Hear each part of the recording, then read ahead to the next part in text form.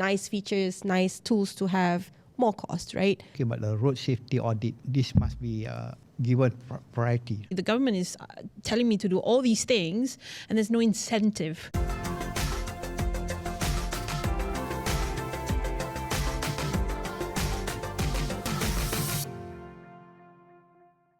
Hello everyone, welcome back to another episode of Beyond the Headlines, the go-to space for the top stories that made the headlines and more. I'm Amalina, Kamal.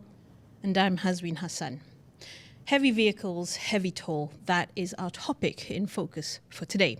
In recent weeks, several serious crashes involving heavy vehicles have shaken public confidence in road safety. A lorry collision at Bukit Kajang Toll Plaza killed a 1-year-old boy and injured several others, while a tour bus accident in central Kuala Lumpur injured multiple victims. And so far, all the issues have been pointed to brake failure, poor maintenance, driver fatigue, and repeated traffic offences by drivers were definitely highlighted. Now, but what does it truly take to fix Malaysia's road safety gaps once and for all? And for that, joining us here in the discussion, we have Jamil Manan Supri on set of Beyond the Headlines, founder of the Road Safety Expert Association, also known as RC. Welcome, Jamil, to Beyond the Headlines. Or should I call you Manan? Yeah, sure. Okay. So glad to have you here. Thank you so much for inviting me. I think this is going to be a very fruitful session to address the issue of road safety, especially involving the heavy goods vehicles. And later on, we'll be recapping the latest updates on the Global Sumud Flotilla mission, where at least 14 vessels or boats as of October 2nd carrying foreign activists and aid bound for Gaza have been stopped by Israeli forces. We caught up with Malaysian Consultative Council of Islamic Organizations, or MAPIM, Chief Executive Officer Datuk Dr. Sani Abdul Alim Arabi. But first, on this particular topic of interest, heavy toll, heavy vehicles. Now we bring back the discussion to Mr. Jamil here. The big picture, right? We want to understand, does RC have any sort of patterns or trend that we would like to share first to our audience before we dive deeper into the discussion in terms of accidents involving heavy vehicles? At the moment, the trending is towards increasing. The increased number of road crashes involving heavy goods vehicles. So from studies that we have conducted surveys and studies from publics and from the organizations, over the last 6 years, more than 1,457 fatalities involving heavy goods vehicles. So in other words, on the average, it's about 237 lives. And out of that, fraction of it is about merely about 0.4%. So it's the portion of the heavy goods vehicle involving the dash crashes is not as high as from the public perspective. Okay. But when accidents involving heavy vehicles occur, definitely it will gain a lot of traction. Yeah, definitely. Because the magnitude of it impacts not just one or two cars. It can be like, to the extent of an actual pile-up, especially at the highway, right? And in the situation where the unfortunate incident that happened at the Kajang Toll Plaza, it actually affected 2-3 cars right in front, and unfortunately these cars were in a way idle, and I think the factor at play there, it was speed. Were there any other factors from the trends that you have picked up that highlights about driver behavior? Yeah, that is the core issue actually, because as far as drivers is concerned, they must have vast knowledge about vehicles. Definitely, if you're going to encounter mechanical problem, there's always a symptom. So this is where I think most of the drivers doesn't take into account. Accountability. So if you see the scenario, what has happened at the toll plaza, there's a buffer zone on the right. So if he has the knowledge, he have the skill on avoidance, he could have easily swerved the vehicle to the right. But a lot of people are still questioning, like, then why would this big lorry be on the right-hand side of the road, the speeding That lane, is right? where another area of concern with regards to traffic system in our country, especially along the highways. So what we should do now, we must implement a strict ruling that heavy vehicles must stick to the left lane all the while. So Even following speed limits, right? yeah, they have to comply the speed limits, And then, of course, the distance is very important. And they cannot simply overtake, swerve into the middle lane or the overtaking lanes. Yeah, because the physics are entirely different than how probably a normal sedan would operate. Okay, for example, you see in Klang Valley, in Kuala Lumpur itself, they have special lane for taxi.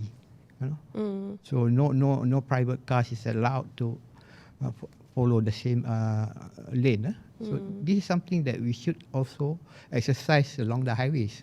Just to update you and our viewers, so a couple of hours ago today, Thursday, October 2nd, it was reported that the license of the lorry operator involved in that crash has been revoked. And earlier we were talking about how training is done for these lorry drivers. So perhaps you can just shed light on this, again, for the benefit of our viewers.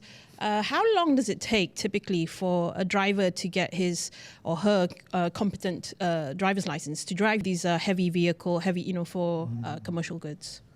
You see, again, it's subject to whether the driver is really focused to, or he has the intention to improve driving skill or not. It just take mainly hardly about 2 days if you go on intensive training program, because you have the basics.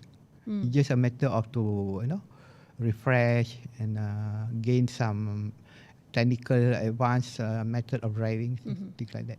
But 2 days is really hardly enough for any sort of advanced skills. Like, again, you were telling me earlier, these drivers should actually be equipped with what we call defensive driving skills, right? Yeah. So, number one, can you just explain to us what defensive driving is and what it entails? And surely, I mean, by the looks of it, I don't think 2 days is quite enough for that, right?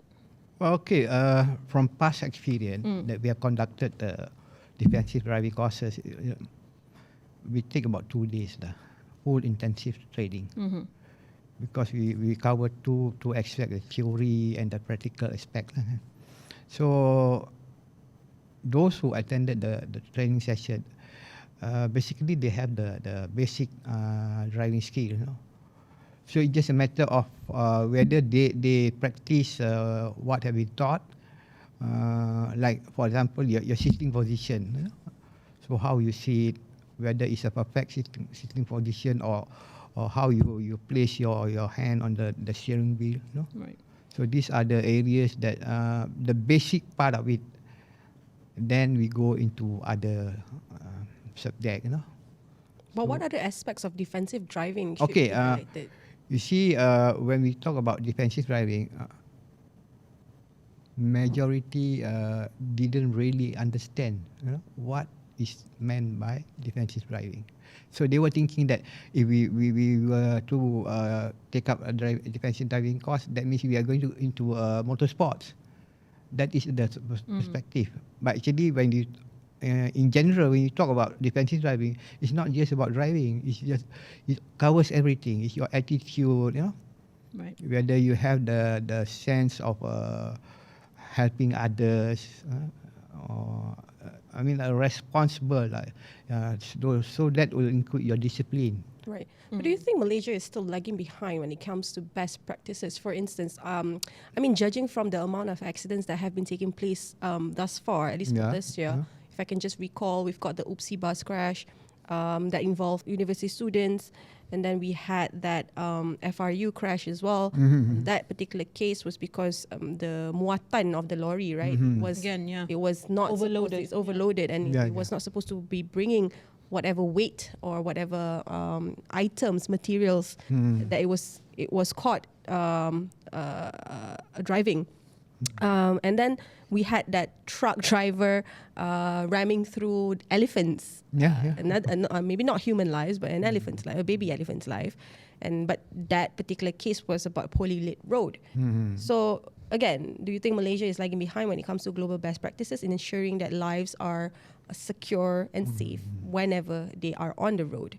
And should heavy the drivers of heavy vehicles go through rigorous training, such as pilots? You have to go through a lot of flying hours to be able to operate heavy machinery. Heavy machineries, yes. Okay, when we discuss about the drivers, I mean at the level of driving skills, we must have a program to recognize them as a professional drivers.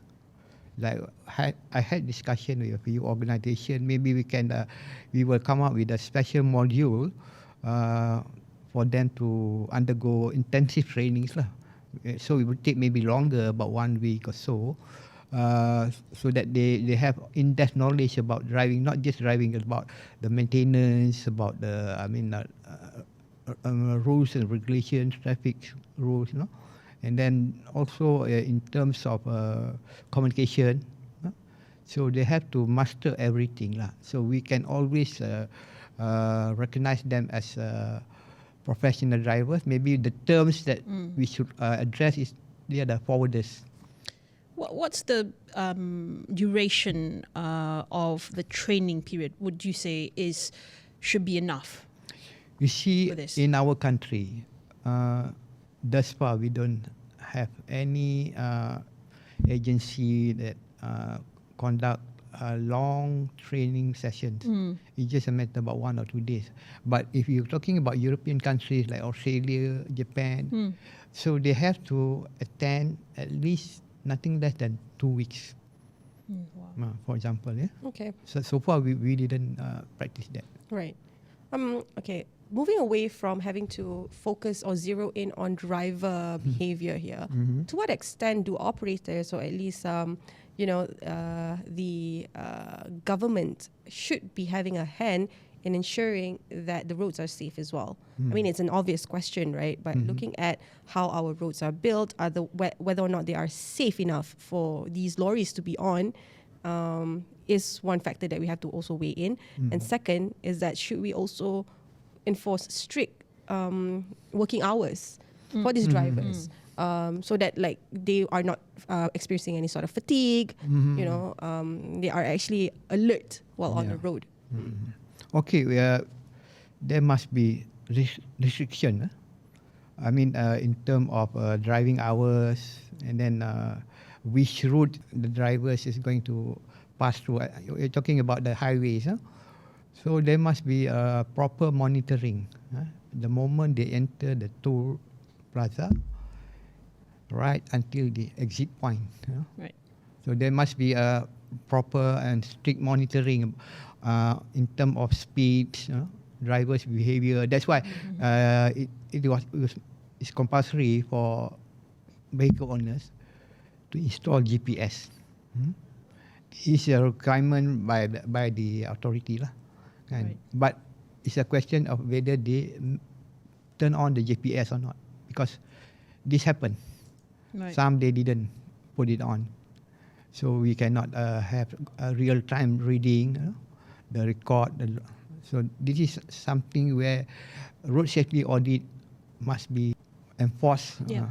Well, mandatory speed limiters are actually made, at least for commercial vehicles, officially begin October 1st. Yes. So we've yet to see how the response to that would be. And to what extent does RC actually observe this particular ruling? Do you also audit, or do you actually do the check and balance practices of whether or not all these operators have actually applied? Let us see in the area of accountability. The shared responsibility. It's about the two-way communication between the owner and the driver, whether they really practice what has been. I'm talking about the guideline given by the authority as apart, for example. So like I said just now, at least they must send the drivers for training once a year. That is not compulsory. It's just recommendation. So what we want to do, we want now is actually make it compulsory. Sure. You know? Yeah. So every time they want to renew the license, of course they produce the medical certificate, but that also must be properly monitored, because we had some allegation that they just only produce a medical cert Right. without going the through proper medical checkup. So these are among the allegations that we heard from the public. And what do hauliers association, or at least does your association reach out to hauliers as well in terms of what they make of situations like this? Whenever a report of like a heavy vehicle crash happens, it actually puts them in a very bad light, right? Yep. Like how has the engagement been in terms of ensuring that for our roads to be safe, conversations are kept proactive and positive instead of like pointing the blame? Okay, we are talking about the hauliers. We are not worried about the multinational companies, because they are very particular about safety. So as far as they are concerned, about 30% of them is practicing and really comply to the whatever is being drawn out by the authorities. So our areas of concern is the small, medium-sized fleet owners. So where vehicles are not properly maintained, and then cases because why? At the moment we are short of drivers. You mean heavy vehicle drivers, Yeah. lorry drivers? Yeah. I see. We need at the moment we have 2,000 odd drivers, so we require about 5,000 to tackle the industry. So do you think that has a link in terms of pushing the drivers to overwork, which would eventually cause them to be reckless on the road? Are they being overworked right now? Yeah, that's one of the issue, because they are being instructed to ferry the goods now. Right. So that there need to be a proper schedule, and this is also a contributing factor lah. You're talking about fatigue, and then drivers' awareness, whether they are fully fit to drive long haul. Yep. So these are the areas maybe the industry should consider to go on transloading. Sorry, transloading? Transloading. Can you explain that further? Okay, transloading. Now KTMB, they have these services where you transfer the goods from the factory to the train, dry inland port, they call it. So from there, the consumers will ferry back to their, shops or whatever. So it's not end to end. Not end to end. Okay. So this is another alternative to ease the traffic and maybe to reduce long drives and the congestion because of the heavy vehicles. Yeah. Right. Yeah. So this and KTMB should increase their frequencies and the facilities at the inland port. Maybe have more space, more storage. So I think this would help in the long run. Your point about auditing, right? Yeah. One thing that really stands out to me about this case, the Bukit Kajang Toll Plaza crash, is that the driver actually has a criminal record with 2 offences, one of them involving drugs. So we have here a person with prior criminal record, and yet he was allowed to drive and had the license, I guess, at the time to drive. So clearly there wasn't much auditing involved, if at all. Yeah. Now, the owners here, it comes to a point, yes, obviously the lorry operators have to play their part, and yes, they, in this case, they will have to face the music and get retribution, having their license revoked, and so on, getting fines. But the authorities, when are they going to step in on this? Because this is clearly not the first time we've heard of a commercial vehicle, whether it's a bus driver, lorry driver, who has had a record. This is definitely not the first time I've heard this. Okay. You see, I mean, in terms of drivers recruitment, so the owners, the fleet owners, they must do screening.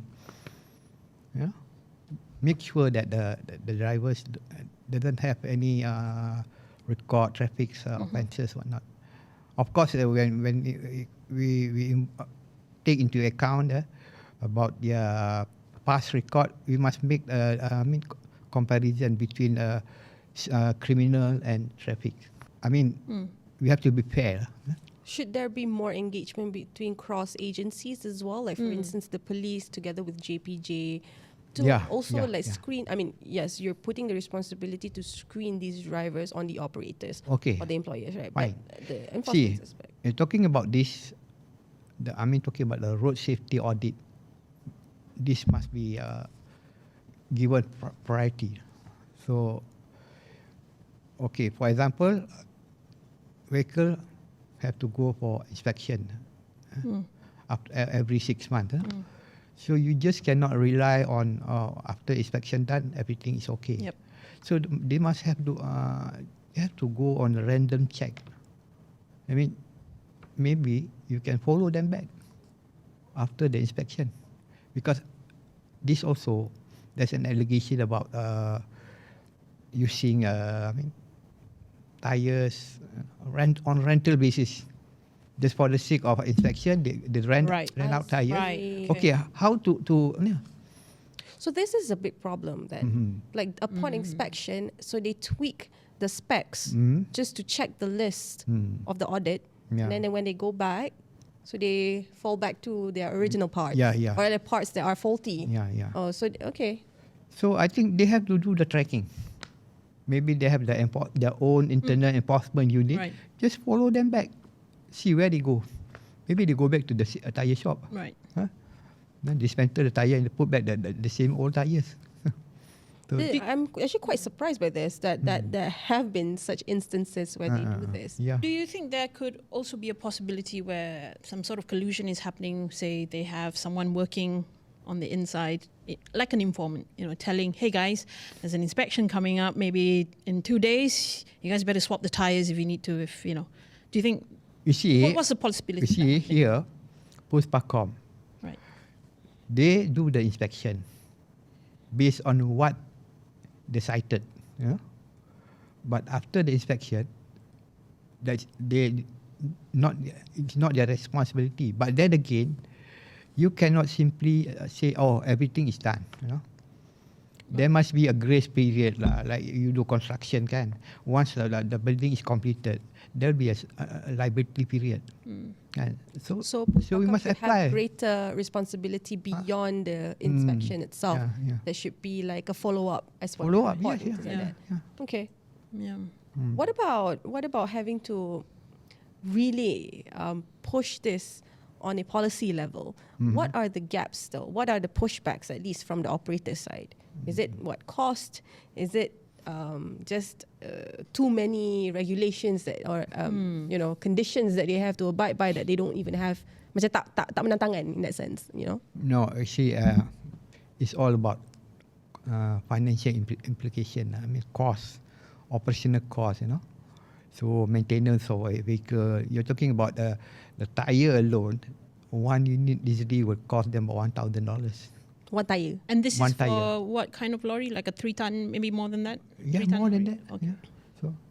So that's why they go to retread, which is not, of course, the safety is not up to the standard.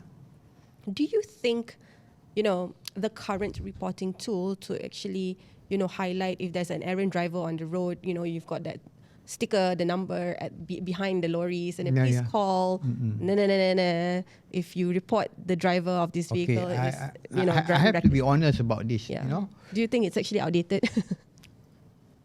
Those days, it was part. I have to be honest about it.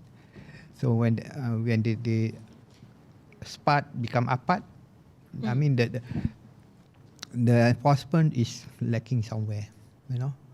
Even kalau if you call them emergency line, hotline, response is, very slow. I have to be honest about it. Okay. So it's time to bring back, reinstate SPAD. Not like those days. Immediately you call, action is being taken within 1 hour. So the drivers will be called, the company will be contacted. So your driver is trespassing, things like that. No. Then again, the current situation or there's a solution to that is that the speed limiters that they're supposed to install, right? To monitor directly. I suppose it's still too early to tell how that will transpire. But I suppose the direct line to the enforcement body, you're saying that needs to be worked on as well. You can impose any new mechanics, great features to detect, like any automated features would be great, but the direct access to the enforcement agency is actually what's needed. I think the government should expedite, because it has been suggested a long time ago. We must have speed limiters, because when we talk about heavy goods vehicle, it's always subject to loads, speed.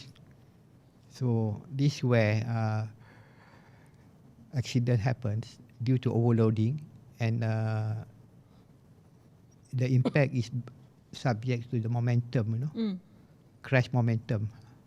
If you compare the speed limits for heavy vehicles, about 80 for rural, and highways is 90, and for cars is 110.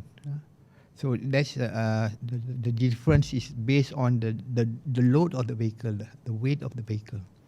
There's a lot of considerations to take into account there, right? Mm-hmm. What do you think of having to also rope in, say, bodies such as the highway patrols to also have better, I suppose, it's hard for them it's hard to say that they should have been granted more punca kuasa, but should they be made more visible with what they are patrolling, instead of just when there's a car breakdown, then you see the highway patrols. For instance, like the north-south highway, right? That's a long stretch, right? Sometimes there are gaps, there are blind spots there, that there's like, as a driver, you can just go as reckless, you can just speed as fast as you can for as long as there's no cars. But that's not defensive driving. That's you're being errant. But do you think like highway patrol officers should be given more authority in that sense, or at least plus, or maybe I'm not too sure, whoever handles it, to have better tools to track this? So I think plus they have this they have been given the power to enforce on the restriction to road users. They can do that, but at this point in time, they just take it as leave it to the authorities. I'm talking about road safety is a shared responsibility, not only the drivers but also the authorities. As far as FLAS is concerned, I think they should also step up the exercise to monitor the movement of the vehicles, especially the commercial vehicles. So the moment they enter the toll house, and where is their exit point, so you can always monitor the speeding, the driver's behavior. So we have to focus on this. But it's not just Plus alone, right? It's like not bus alone. It's all the vehicles. One of the preventive measures that the government, and I'm fully in support of this, is they are mulling implementing a digital sort of monitoring mechanism to check on, the main thing is to check on the driver's sleeping health and habits. Number one is to deter micro-sleeping and anything that could lead to fatigue, and then also, falling asleep at the wheel. Do you think this is going to further overburden operators and give them more of an excuse or to justify, you see, the government is telling me to do all these things and there's no incentive for these business owners. So is it more of a good step forward, or is this going to be more of a deterrent to in inculcating the good behavior and good practices by businesses? Okay, first and foremost, you see, as guideline given by APAT under the MyCop, under ICOP practice, they have to take a rest at least half an hour for every 4 hours, driving time. And then the other areas is, I think we are still lacking about the rest areas, R&R. So they need all this. So this is how we can help them to avoid into micro sleep. And of course, wellness is very important. The fitness of the drivers and the trips they are doing, I think, is very hectic. Right. Very hectic. Right. We have one last question to share, but I'm going to highlight it in a way whereby how we can actually localize it and not literally look at just overseas best practices, because the grass is always greener on the other side in that sense. But of course, they would have their own, I suppose, issues because their roads are built different, the environment is built different. For instance, we don't have icy roads, but we have very heavy rains, right? So if you can actually borrow one good sort of road safety policy from another country, having to then having to then localize it to apply to our conditions better, what would it be? Okay, we are talking about that. You remember our previous premiers like Tun Mahathir, his area of focus is Look East policy. So I would say that Japan is the best so far. You're looking at the pedestrian, how they cross the road, they're very well disciplined. And this also applies to the drivers, the heavy goods vehicle driver, the normal private car drivers. They really comply to whatever laws have been put up for them to obey the regulations. So I think Japan is the best example. So we need to follow their. But it goes back to culture and discipline, right? Yeah. So should less Malaysians be on the road then? If we don't actually understand how to be behind the wheel. You take, for example, during the World Cup, how the Japanese spectators behave, after the match. After the matches, they start, picking up the garbage. All that. So this what they practice with regards to driving. Self-regulate then. Self-regulations. But on the other hand, and just sort of thinking slightly further here, are you familiar with the roads in Germany and the autobahns, right? Yeah, autobahns. So, you've got all these super fast cars. Yeah. They're driving their Porsches, their Ferraris. Yeah. They're going over, 200 kilometers per hour, sometimes reaching 300 kilometers per hour. Yeah. But yet, they still follow the limitations, the regulations, because their autobahn, their highways are designed specifically for that purpose. In fact, you can't just sort of get into the fast lane if you're not actually driving that fast, right? So when the regulations are in place, there is control. So one thing about, because we've covered quite a bit here, defensive driving, speeding, following the limits,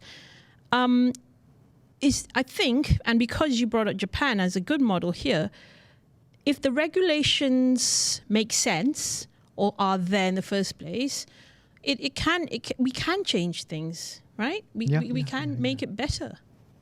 But it's back to discipline. You make comparison, if you're driving at the autobahns, for example, right. Of course it's a very fast stretch. You can go as fast as you could, but of course there's some limitation. Whenever you reach certain stretch, there'll be an indication that you have to drive within this limit, 170 to 200 kilometers per hour. Which people follow there, yes, right? They follow. Yeah. And then you cannot be a slow driver then. That's right. If you are a slow driver, they will issue tickets to you. Are we ready for that sort of Maybe Yeah, that's a bit too extreme. space on the highway? yeah, we should. I mean, Right. there must be a restriction that we can't afford to have slow driver on the The fast lane. Yeah, that's right. Yeah, Very dangerous. that is right. And then at the same time, I will touch on the, I think it's off of the what we are discussing today about the attitude of Malaysian drivers who never put on their hazard light while they stop along the Emergency lane, and they put on their hazard light while it's raining. traveling. And it's raining. Yeah. Actually, when Yeah. when it's raining, you're not supposed to put the hazard light on, right? It's We only shouldn't. meant for Yeah. stopping. Yeah. Because it will make there's some confusion there. These people stop or are they driving? Yeah. So those behind is driving at fast speed, and then suddenly this guy in front is driving slow. There will be a sudden braking. That's right, definitely. yeah. You know? And you don't want those kind of situations, especially during worst heavy case rain. worst case scenario is collision, Yeah. pile up, and then Yeah. most times it's just traffic standstill. Okay. Everyone's slowing down. I would like to touch on this. Talking about driving, the core issue is how to minimize damages when you're involved in road crashes, or how to stay away from accidents. My emphasis is to enhance more on the driving speed management. This is where our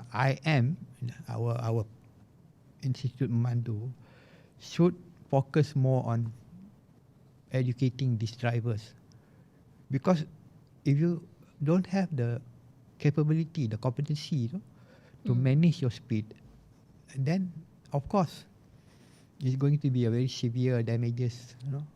Just to understand this better, meaning if you're driving more than 100 kilometers per hour, there's a certain way of driving during that time. Yeah. Of course, the distance is very important. The speed management is very important. Your braking points is also very important. Because if you're talking about a heavy good vehicle, if they are driving about 80 to 90 kilometers per hour, if they encounter emergency situation and apply emergency brake, it will take them at least 140 meters to get the vehicle into a halt. Yes. That's why we talk about physics earlier on, Physics, right? inertia, momentum, all plays a part. Definitely. Okay. I suppose one last question then, like how can Malaysia finally balance between, operational needs and economy, the needs to, if you put out a lot of all this nice features, nice tools to have, more cost, right? So how do we balance between the two? This is where the association have to play their role. Industry players have to play their role. Sometimes we're talking about overloading. So the manufacturers, they should also comply with the whatever regulation stated by the authorities. So this is another area where I think the industry players should play their role. So back to the economic, the financial implications, or like as we discussed just now that we are transloading. Maybe that's another area that we have to focus on, like the KTMB. Maybe they have to expand further, providing ample space, storage, and then frequencies.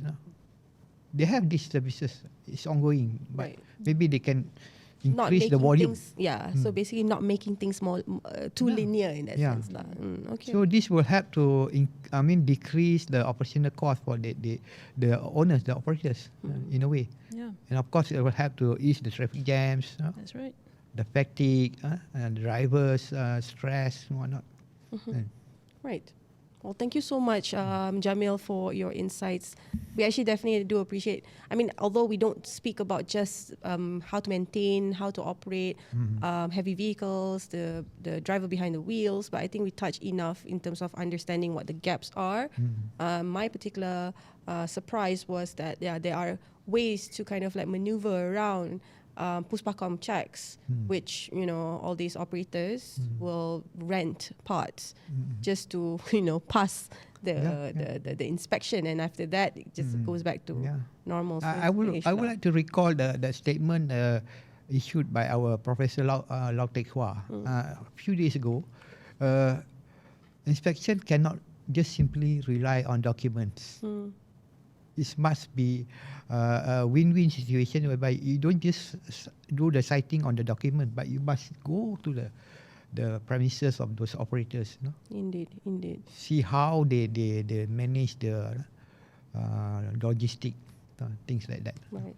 Well, thank you again so much to you, Jamil Manan Supri, founder of the Road Safety Expert Association. And now, before we end the show, the Global Sumud Flotilla, an international solidarity mission challenging the blockade of Gaza and raising awareness of the dire humanitarian conditions there. At least 14 boats as of October 2nd carrying foreign activists and aid bound for Gaza have been stopped by Israeli forces. 30 boats, however, are continuing to sail towards the war-ravaged Palestinian enclave. It was earlier reported on Wednesday that only 3 vessels carrying Malaysian delegates remain in contact with the Sumud Nusantara Command Centre, or SNCC. From the total 497 volunteers on board the 43 ships, 201 volunteers have been detained by Israeli forces, confirmed by the SNCC. They were detained after the Gaza-bound vessels they were on were intercepted by Israeli commandos. Now, this includes 12 Malaysians, comprising 7 men and 5 women. Prime Minister Datuk Sri Anwar Ibrahim says he will reach out to several world leaders to push for the safe release of Malaysians detained by the Israelis as of today, October 2nd. And SNCC, the Sumud Nusantara Command Centre Director General, Datuk Dr. Sani Arabi Abdul Alim, also said that Anwar had personally contacted him this morning and told that he will call the Turkish President Recep Tayyip Erdogan, Egyptian President Abdel Fattah al-Sisi, and Saudi leaders, among others. He is also expected to engage allies such as the United Kingdom and Spain to negotiate for the immediate release of volunteers. Now, Beyond the Headlines brings you the latest in developments. In one of the largest civilian-led humanitarian missions in history, the Global Sumud Flotilla sailed toward Gaza, carrying activists, aid workers, and humanitarian cargo from over 45 countries. The flotilla represents an unprecedented coalition of solidarity, calling for an end to starvation and an immediate ceasefire. Kita telah pun dilatih untuk tidak bertindak, tidak membuat sebarang provokasi dan hanya mengikut SOP yang telah ditetapkan. Jadi kalaupun berlaku intimidasi seperti yang telah kita jangkakan, kita kira kita akan cuba mengikuti sedaya upaya semua SOP yang telah kita tetapkan supaya kita dapat maklumkan kepada peringkat dunia bahawa ini adalah misi menghantar bantuan. Ini adalah misi yang disertai oleh pihak masyarakat sivil, khususnya mereka yang membawa makanan bayi, makanan untuk dihantar dan juga ubat-ubatan. Justru tidak ada sebab untuk kita ini ditahan secara ganas, ditahan atas kaedah seolah-olah kita ini adalah pengganas, dan kita merasakan bahawa apa juga keadaan mereka nak pintas kita, seharusnya mereka melayan kita dengan keadaan yang sepatutnya. Kerana kita pun bersama dengan 45 negara membawa mesej yang sangat jelas untuk hentikan kebeluran dan desak laluan koridor Rafah itu dibuka segera. Even in the face of interceptions and detentions, the flotilla's message remains undimmed. Organizers insist the mission is part of a continuum, from the Mavi Marmara to today. Each voyage is another chapter in a global movement that refuses to be silenced. Di akhir fasa ini, kalaupun itu akhirnya, kita dapat melihat kebangkitan itu mula berlaku secara gelombang yang besar, melibatkan daripada masyarakat, kepimpinan dunia dan juga di pentas-pentas antarabangsa. Bukan lagi mengecam kali ini, tetapi sudah pun bertindak menzahirkan bahawa mereka mengiktiraf. Jadi itu adalah satu bukan permulaan, tapi itu adalah satu penzahiran bahawa kita sedang menindakkan apa yang berlaku dalam kezaliman ini, dan lebih lama perang ini berlanjutan, lebih lama kita melihat betapa rejim ini perlu dimansuhkan. Secara faktanya, kita dapat kejutan daripada negara seperti United Kingdom, negara seperti Spanyol, Perancis, itu di peringkat yang telah menzahirkan dan juga mengiktiraf. Begitu juga kita sangat teruja dan terkejut dengan mobilisation daripada jutaan di Jepun, walaupun kerajaan mereka belum mengiktiraf. Jadi tidak mustahil untuk kita buat satu perubahan yang sangat besar, dimulakan dengan pelaburan hati, kita bersatu tanpa mengira fahaman politik, agama dan bangsa. Dan di atas kapal ini, dia adalah koalisi yang bukan semuanya bangsa Arab ataupun Muslim. Rata-rata adalah mereka daripada Eropah, daripada Amerika Latin. Dan itu membuatkan kita rasa sedikit lega bahawa kita bukan bersorak keseorangan. Malaysia played a central role, supported at the highest levels of government. The flotilla carried the weight of national leadership alongside grassroots movements. For Malaysians on board, it was not only about delivering aid, but about embodying the nation's long-standing stand for justice and humanity. Semua orang perlu melaksanakan tugasan masing-masing, itulah menjadi resepi utama. Misi ini adalah misi yang dapat kita rasa bahawa ini adalah misi semua. Jadi sense of belonging itu kita tak minta untuk duduk di atas bot, tetapi kita beri ruang dan juga beri kefahaman. The Global Sumud Flotilla is more than just a convoy at sea. It is a symbol of defiance, unity, and humanity's shared demand for peace and dignity in Gaza. Now there you have it. The Global Sumud Flotilla movement is not just a mission. It is also a push to highlight the extent of Israelis' oppression against the Palestinians. Now, of course, NSC Online will be covering the developments coming out of it. As you know, things are breaking by the hour, right, Hazween? Yep. And I think the most important thing right now is to actually highlight that the mission is entirely a humanitarian mission. It's not a military-led mission. And the goal is to send aid to Gazans who is actually facing starvation. Yep, that's right. And we've been covering this since before the break of dawn. In fact, I was woken up, I think, around almost 3 a.m. in the morning, early Thursday morning. When we got the breaking news that a number of ships had been intercepted. And then we had the Malaysian influencers, who some of them were on the boats that were stopped and intercepted, putting out the video messages saying that if you see this video, that means I've been captured. Yeah. So gut-wrenching stuff over the course of just one night. And of course, we'll continue to bring you more updates as this story develops. And at least a team of lawyers from 45 countries are already ready. They're standbying to assist members of the GSF here who had been detained by the Israeli forces. At least for Malaysia, our legal team will be led by Centra's Azrael, who is already in Amman, Jordan, to coordinate legal matters. And this is at least as of October 2nd. The GSF has promised to cooperate and appoint the Legal Center for Arab Minority Rights in Israel as its official representative, especially for the Malaysian delegates, because as you know, Malaysia does not have any diplomatic relations with Israel. But when they face interrogation and detention, this is where this particular engagement, or at least cooperation, is fruitful. So again, I would like to highlight that NSC Online is closely monitoring the developments. Do follow us from time to time. And again, I would like to thank our guest for our earlier topic, Jamil Manan Supri from RC. Thank you so much for joining us on Beyond the Headlines. You're most welcome. Thank you very much.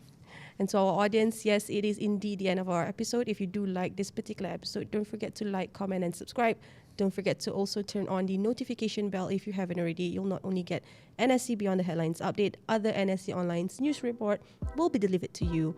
Now, Thank you so much, Hazween, for being here. Thank you. Thank you for having me. And to our audience, my name is Amalina Kamal. We'll see you next week.